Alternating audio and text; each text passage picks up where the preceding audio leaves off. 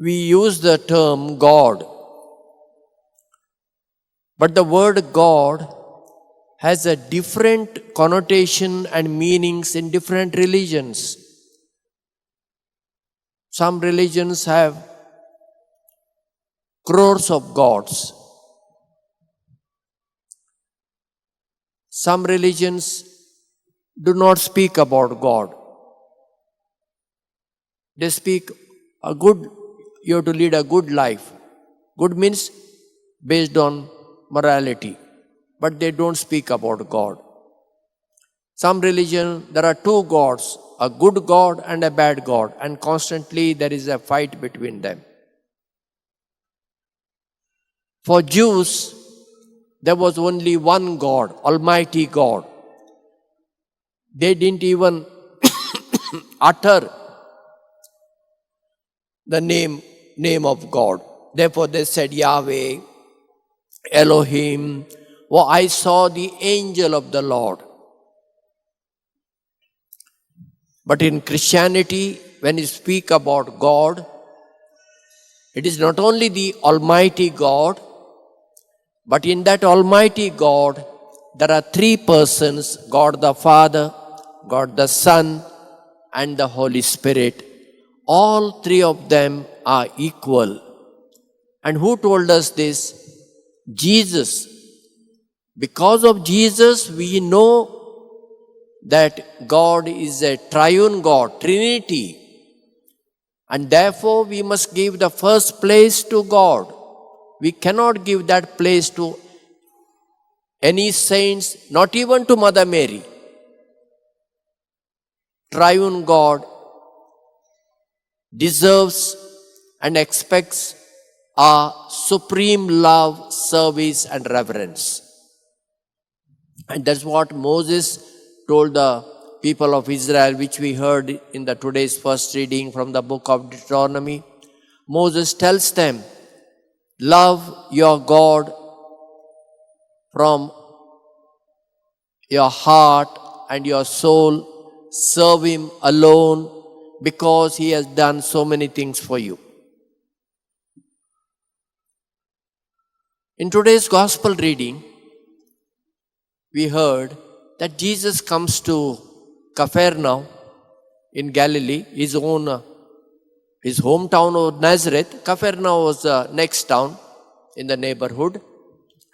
And then the tax collector of a temple, he comes and asks Peter, your master, does he pay the tax? Because those days,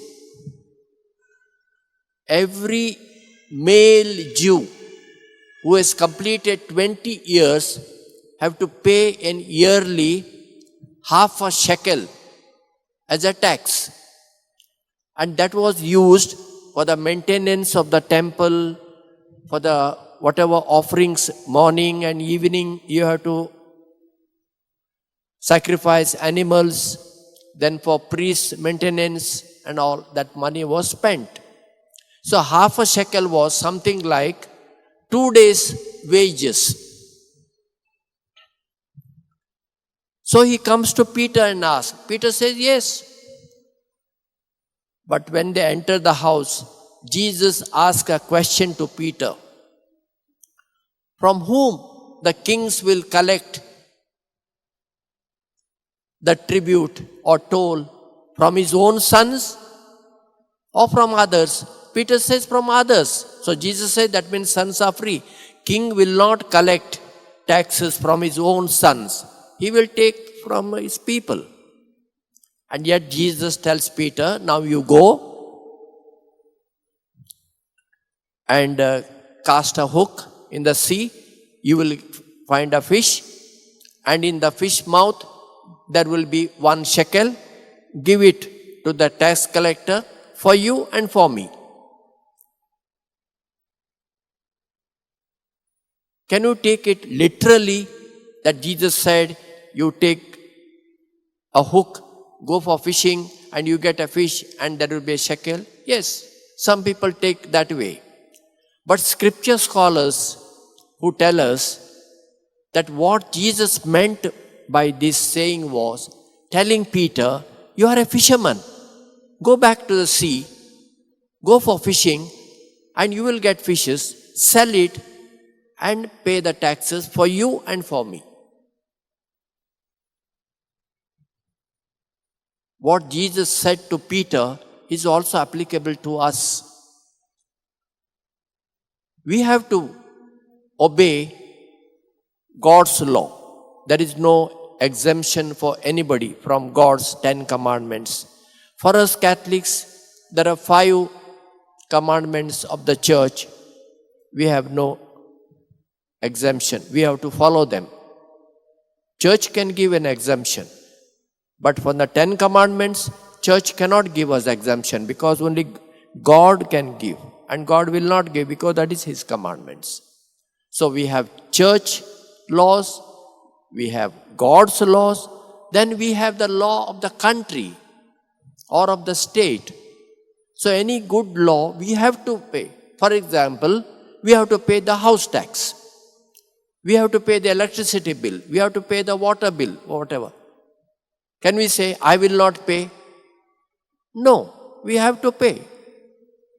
But there are certain laws which are not good, bad laws. So which we have to protest. We have to bring to the notice of the concerning authority. This your law is not good. Or this is too much. You are collecting too much of taxes. And the service which you render is minimum. When we pay tax, you have to also render the service. For example, if the panchayat collects tax from us for the garbage collection, it is their duty to come every home and to collect our garbage. Collecting just the money and not rendering the service is wrong.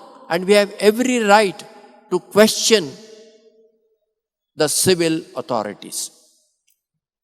So today's, especially the second reading, invites us that we should abide by the good laws of the civil authorities and let us observe them.